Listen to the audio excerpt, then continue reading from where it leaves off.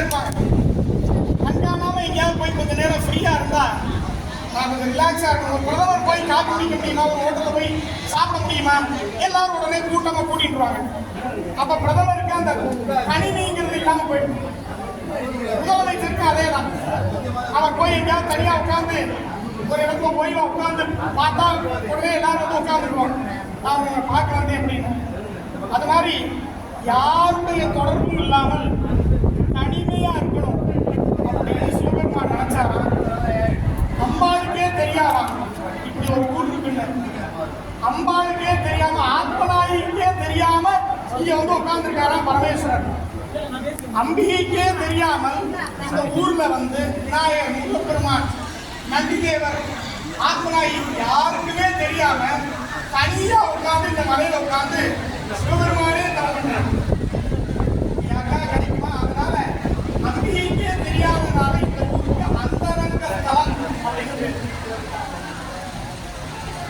இந்த உலகத்தினுடைய இந்த மலையார், அதனால கபோல முறம், கஹானா ஆகாசன பூகோளம் வேற எங்கேயுமே பார்க்க முடியாது. ஒரு ஊர்ல ஒரு சிவபெருமான் ஒரு அம்பிகையை தான் பார்க்கலாம். ஆனா இந்த ஊர்ல 3 சுவாமி 3 அம்பாள், மேலே சொர்க்கம் கீழே பூமி, ரெண்டுக்கு நடுப்பட்ட இடத்துக்கு அந்தரங்க பேரு. ஏன்னா அந்தரத்துக்கு தொங்க விட்ட மேலே போக முடியல, கீழே வர முடியலன்னு சொல்லுவாங்க இல்லையா. ஆக 3மே இங்க இருக்கு. மேல சொர்க்கம், கீழே பூமி, நடுவுல அந்தரம். ஒரு சிவபெருமான உண்டு பண்ணணும்னா தானா பூமியிலிருந்து உழைச்சிட்டு வரணும். இல்லைன்னா எங்கேயாவது கங்கை கரை, யமுனை கரை, நர்மதை கரையில போய் இந்த பானலிங்கம்னு சொல்லி கல்லை எடுத்து வந்து அதுக்கு ஆவணை எடுத்து. அப்படி இல்லைன்னா ஏதாவது ஒரு பொருளுக்குள்ள இருந்து தோண்டி அந்த இடத்தை எடுக்கலாம். அப்போ கீழே இருக்கக்கூடிய பொய்யாமொழீஸ்வரர் பிரதிஷ்டை செய்யப்பட்டவர். அது போல கல்லாகவும் அவடையாவும் தனியாக ரிஷியாலே பிரதிஷ்டை செய்யப்பட்டவர். நடுவில் இருக்கிறார் அல்லவா சிவதர்மபுரீஸ்வரர், அவர் தானாக முளைத்த சுயம்பூர்த்தி. மேலே இருக்கக்கூடிய திருக்கோணநாதர் எப்படிதான் அப்படி பண்ணாங்கன்னு தெரியல. அந்த உள்ள நுழையும் போது 2 பக்கமும் 2 பலிபீடம் இருக்கும். அந்த படியை தாண்டினா நந்தி. அந்த படிக்கிட்ட இருந்து முழு சன்னதியும் நம்ம நிக்கிற ஒவ்வொரு இடமும் மலையை குறைஞ்சிருக்காங்க. அந்த நந்தி மலையிலேயே இருக்கு.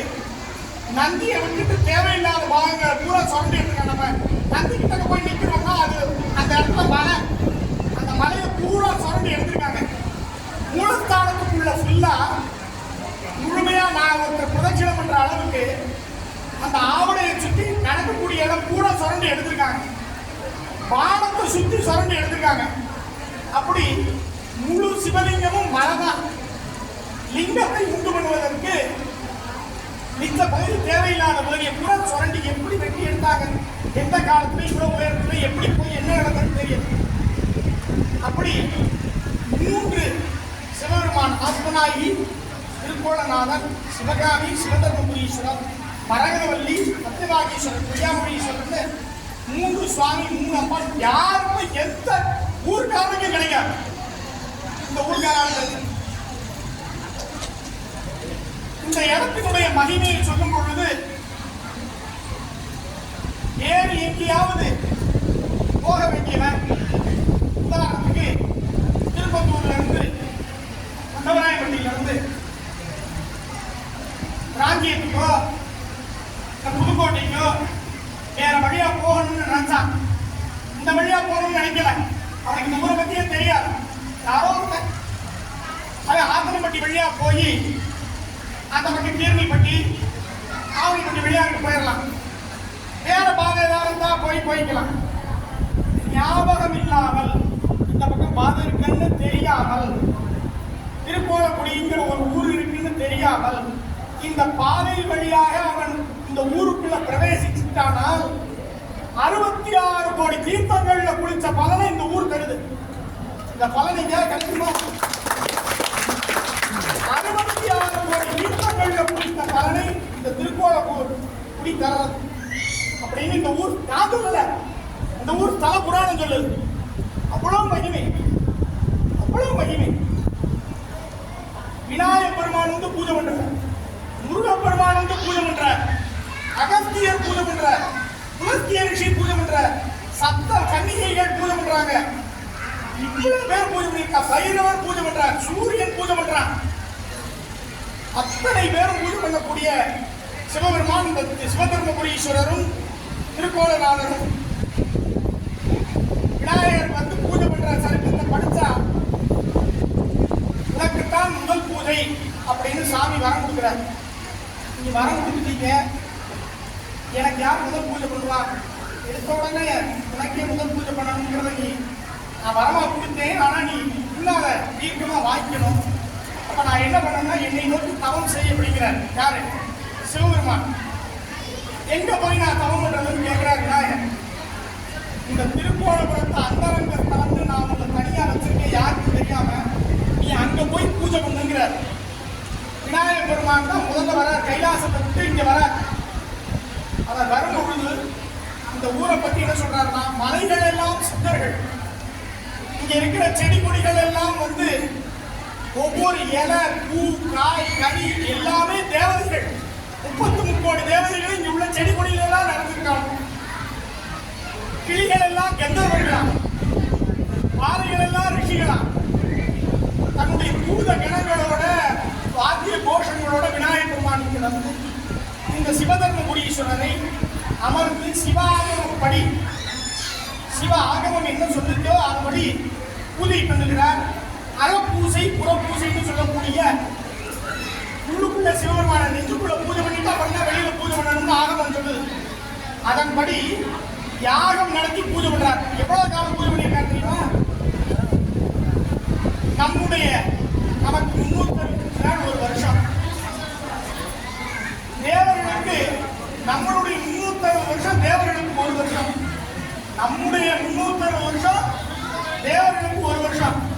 அது மாதிரி 50,000 வருஷம் இங்க உட்கார்ந்து பூஜை பண்ணியிருக்காரு. 50,000 தேவ வருஷம் டெய்லி ஹோமம் பண்ணி சிவதர்மபுரீஸ்வரர் பூஜை பண்ணியிருக்காரு.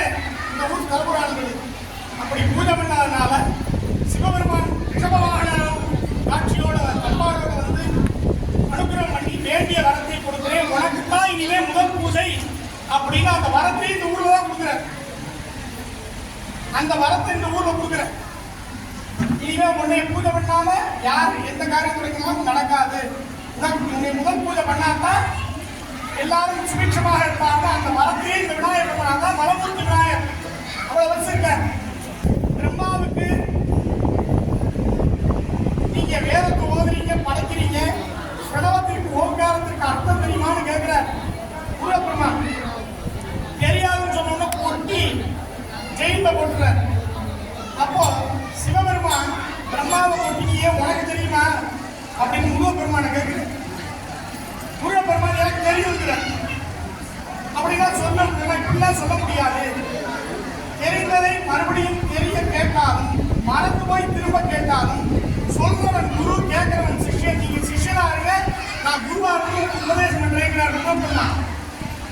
இந்த உலகத்திலேயே உயர்ந்த ஆசனத்தில் அமர்ந்தா உங்களுக்கு உபதேசம் பண்றீங்கிறார். இந்த உலகத்திலேயே உயர்ந்த ஆசனம் என்னுடைய மடிதான்ப்பா, என் மடியில் உட்காந்து எனக்கு உபதேசம் பண்ணுங்கிறார் சிவபெருமான். அப்படி உபதேசம் பண்ணி முடிச்ச உடனே பிள்ளைய கட்டி பிடிச்சி உச்சி போட்டு முருகப்பெருமான புத்தம் கொடுத்து எல்லாம் சரி, இந்த விளக்கத்தை யார்கிட்ட கட்டிக்கிட்டேன்னு கேட்கிறாரு. இன்னொரு சமயம் அம்பாளுக்கு நீங்க உபதேசம் பண்ணி கொண்டிருந்தீர்கள், யாரையும் உள்ள விடக்கூடாதுன்னு சொல்லியிருந்தீங்க. நந்திட்ட நான் உள்ள வந்தேன், விடல. நீங்க அம்மாவுக்கு மட்டும் உபதேசம் பண்ணிட்டு இருந்தீங்க, ஏதோ உபதேசம் பண்றீங்கிறத தெரிஞ்சுக்கணும்னு வண்டு ரூபம் எடுத்து அம்பாளோட தலையில வந்து உட்கார்ந்துக்கிட்டேன், உங்க உபதேசத்தை கூட வாங்கிட்டேன், அதனால இப்ப சொன்னேங்கிற. அப்போ மறைந்து இருந்து கேட்டதுனால நீ ஊமையாக கிடவதுன்னு சாபம் முருகப்பெருமானுக்கு சிவபெருமான் கொடுக்குறாரு. நீ ஊமையிலிருந்து நீக்கணும். அப்போ 16,000 வருஷம் என்னை பாடி என்னை வந்து சேருகிறார். பெற்ற மகனுக்கு முருகப்பெருமானுக்கு 16,000 வருஷம் என்னை வந்து பாடுங்கிறார் சிவபெருமான். எங்க போய் நான் உங்களை தவம் பண்ணுவேன் அப்படின்னு சொல்லி கேட்கும் போது இந்த ஊரை சொல்ற சிவபெருமான். முருகப்பெருமான் அங்கிருந்து இங்க வந்து விநாயகர் பெருமான் பூஜை பண்ண மாதிரியே முருகப்பெருமானும் பல்லாயிரம் வருஷங்கள் பூஜை பண்ற இந்த ஊர்ல அமர்ந்து பூஜை செய்து அந்த பாவத்தை போக்கிக் கொண்டு 16,000 வருஷம் பூஜை பண்ண வேண்டிய சாபத்தை 16 வயசா மாத்திர. அதுல இருந்தா முருகப்பெருமானுடைய அம்சமாக ஞான சம்பந்தமூர்த்தி பிறந்தார். விஞ்ஞான சம்பந்தர் பிறந்து 16 ஆண்டுகள் சிவன் 3 வயசுல அம்பாளுடைய ஞானத்தால் கொண்டு தேவாரம் பூரா பாடி சிவபெருமானை அடைந்தார். அப்படி இருக்கக்கூடிய முருகப்பெருமான் தான் இங்க இருக்கக்கூடிய மலைமையில இருக்கக்கூடிய சண்முகர். இப்படி பலன் சொல்லிக்கொண்டே போகலாம். சிவபெருமானுடைய சூலாயத்தினால் உண்டாக்கப்பட்ட தீர்த்தம் அந்த தவளபராசுர தீர்த்தம். அந்த தீர்த்த பெருமை சொல்லும் பொழுது தீர்த்தத்தை பார்த்தா ஒரு பலன், குடிக்கலாம் வேண்டாம், தெளிக்கலாம் வேண்டாம், பார்த்தா ஒரு பலன், கையில் எடுத்து குடிச்சா ஒரு பலன், தலையில தெளிச்சுன்னா எல்லா பாவமும் போயிடும், குடிச்சா அதை காட்டு பாவம் போயிடும். பல பலன்கள் அந்த தீர்த்தத்துக்கு சொல்றது. சிவதர்மபுரீஸ்வரரை பார்த்தால் அவனுடைய பாவம் எல்லாம் போயிடும். சுருக்கமாக இந்த தலத்தினுடைய வரலாறை 3 வரியிலே அவர் சொல்றார். என்ன சொல்றாருன்னா, திருக்கோணக்குடிக்கு இணையான தலமும், திருக்கோணக்குடிக்கு இணையான தலமும், அத்தலத்திலே இருக்கக்கூடிய தவளைபடா சுனை தீர்த்தத்திற்கு இணையான தீர்த்தமும், அதன் அருகில் இருக்கக்கூடிய நெல்லிமரத்தின் அடியில் இருக்கக்கூடிய சிவதர்ம லிங்கத்திற்கு இணையான லிங்கமும் 3 லோகத்திலையும் முக்காலத்திலையும் இல்லையா? 3 லோகத்திலையும் இல்ல, 3 இனிமே வருங்காலத்திலையும் கிடையாது. இப்படி வச்சு சொல்லிக்கிறேன் அப்படின்னு சொல்றாங்க. எவ்வளவு பாக்கியம் அடிக்கலாமா? ஒரு நாளைக்கு பொழுது ஒரு நாளையில 26 போயிடுவான். இந்த ஊர்ல 24 நிமிஷம் ஒருத்தர் இருந்தான்னா அவன் தேவனா போயிடுவான். 48 நிமிஷம் 2 நாளே இருந்தா அவன் இந்திரனா போயிடுவான். 3 நாளே இருந்தான்னா அத்திலோகம் பிரம்மலோகத்தை அடைவான். 4 நாளே இருந்தானா பிரம்மாவா போயிடுவான். 5 நாளே இருந்தா ஒரு பகல் தங்கினா வைகுண்ட வாசம் கிடைச்சிடும். ஒரு மாலை பொழுது தங்கினா மகாவிஷ்ணுவாவே போயிடுவான். ஒரு நாள் தங்கினா கைலாச பதவி கிடைக்கும். 5 நாள் தங்கினா சிவனுடைய உருவத்தையும் அவன் பெறுவாங்கிற. அப்படி எவ்வளவு மகிமை இந்த தலத்திற்கு. ஒரு 24 நிமிஷம் வாழ்ந்தா தேவராப்படுற நம்மெல்லாம் இங்கேயே வாழ்ந்து வரக்கூடியவர்கள். நமக்கு எவ்வளவு பாக்கியம். அதுதான் சிவபெருமானுடைய கருணை. அப்பேற்பட்ட சிவபெருமான் நம்மேல் கொண்ட கருணையினாலே நாமெல்லாம் ஆன்மாக்கள். இந்த உடம்பு நித்தியமற்றது. உடம்புக்குள்ள இருக்கிற ஆத்மா தான் நித்தியமானது. ஆன்மாவிற்கு நாயகியா விளங்கக்கூடிய ஆத்ம நாயகி